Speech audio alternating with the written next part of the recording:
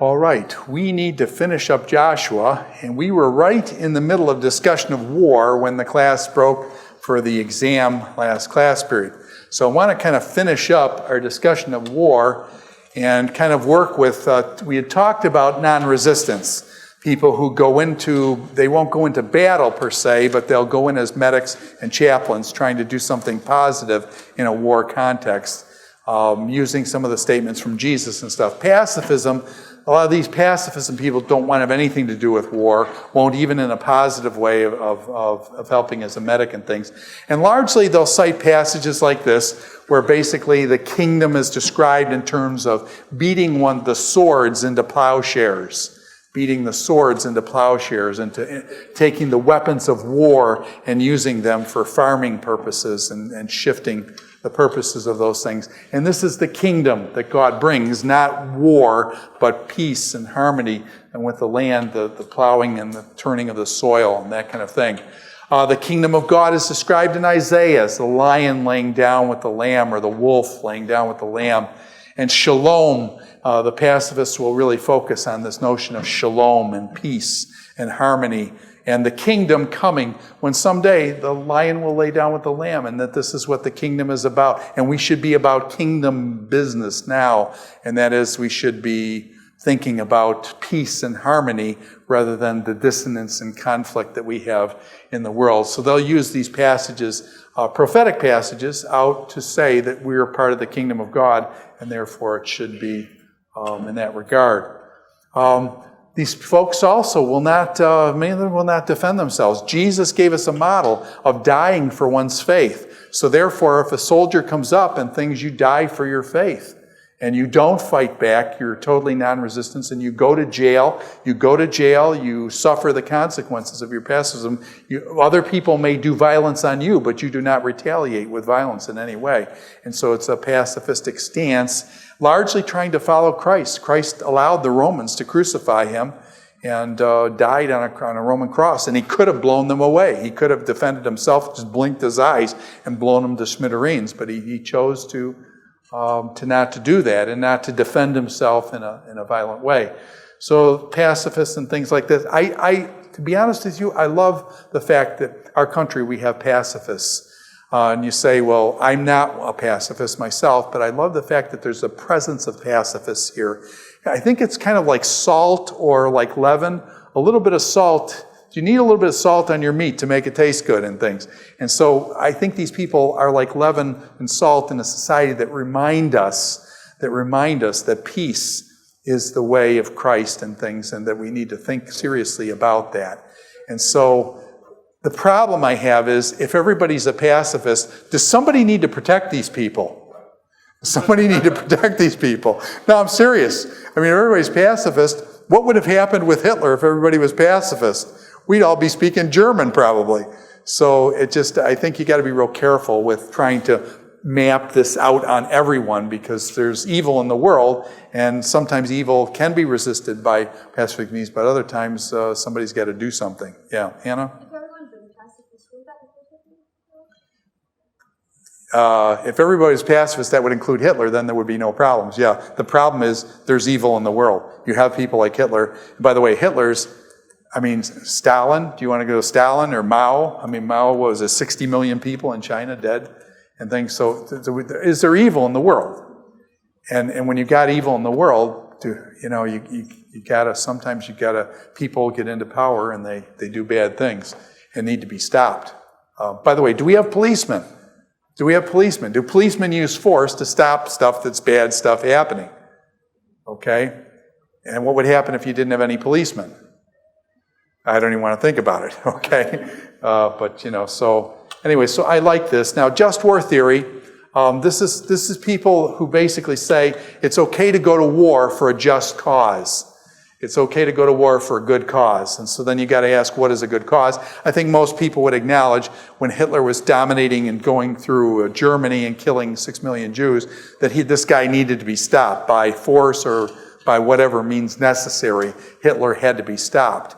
And so most people would acknowledge that there was a good cause, and so then they basically go to war. What constitutes a good cause then? What constitutes a good cause?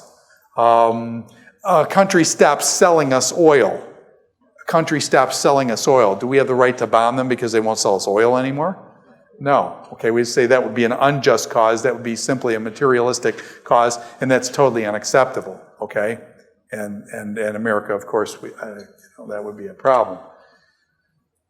Joshua. Does Joshua point out that some wars are right? Did Joshua go to war? When Joshua crossed over the Jordan River to take the Promised Land, did he take the Promised Land by war? I always get a kick out of people who say, war is not the answer. And I look and I say, yeah, it's a little bit loud. Okay. But war is not the answer. And I say, how do you know that? How do you know that? Is war the answer sometimes? Does war provide the answer sometimes? The answer is yes. Okay? Joshua goes to battle and took the land at God's command. The war was part of the solution. And so you can't make these great generalizations, war is not the answer. You just can't make that statement because you don't know that. Okay? And so you need to think about some of these things.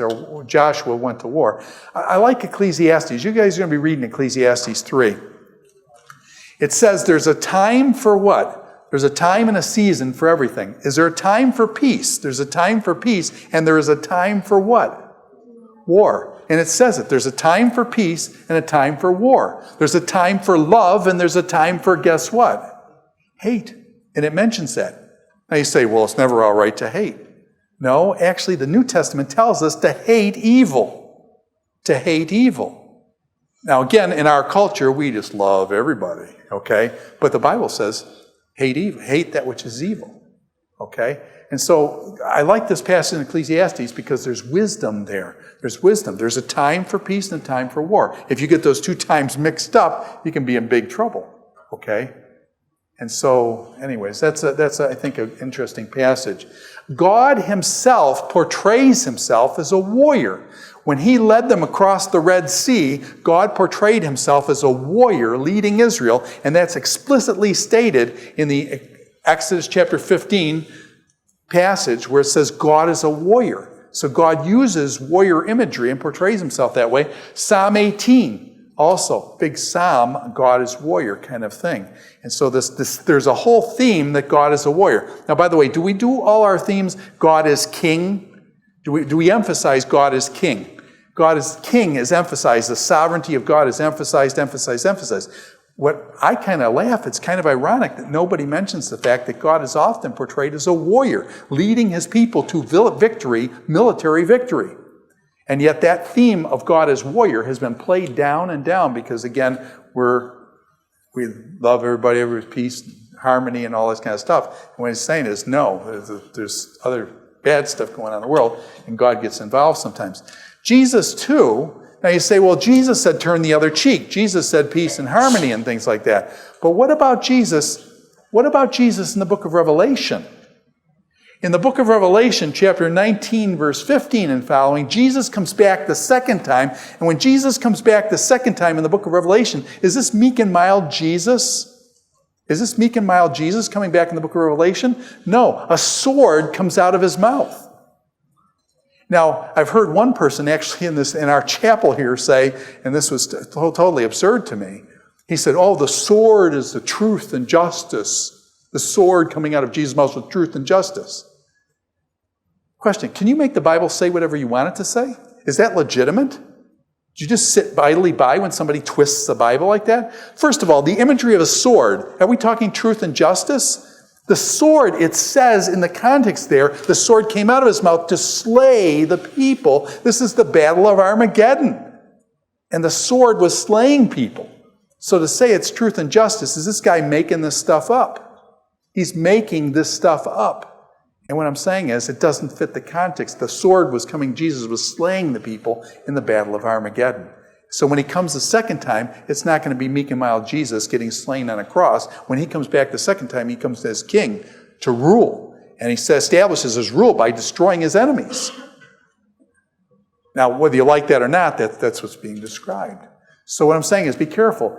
Do you see how when Jesus first came, did they want a king to rule? When Jesus came initially, did they want a king to rule, to throw off the Roman yoke? They wanted that, and Jesus came peacefully. And my guess is when Jesus comes the second time, we're going to want this lovey-dovey teddy bear, Lamb of God, pacifistic thing. And Jesus is coming to reign, and he's coming in power. And so be careful you don't get your two comings of Christ mixed up. So anyways, so this we say, now, how does one fight a good war? Can someone be involved in a good cause but execute it in a bad way? Can someone have a good war, the cause is right, but they do it in the wrong way? So you've got to ask, how is a good war fought and things? And by the way, is this what you have things like the Geneva Convention? That when you capture somebody, you can't just, torture them and kill them and things like that. You've got to respect their rights. They have certain rights and things like that. Now, by the way, do other countries abide by that? But what's the problem now? Are we fighting other countries, or a lot of times are we fighting these kind of like Al-Qaeda type groups that are cells that, in question, do they go by the Geneva Convention? No. Do they lop off people's heads? Or the Taliban in Afghanistan. America's over there building schools so their children can go to school. What does the Taliban do? The Taliban says if you're a woman, if you're a young girl and go to that school, we will chop off your nose. Have you seen the pictures of the Afghani girls with their nose chopped off? Do they actually do that? You say that there should be laws against that. Yeah, right. Tell them that. Okay? That's so what I'm saying is you got to work. The things are complex now.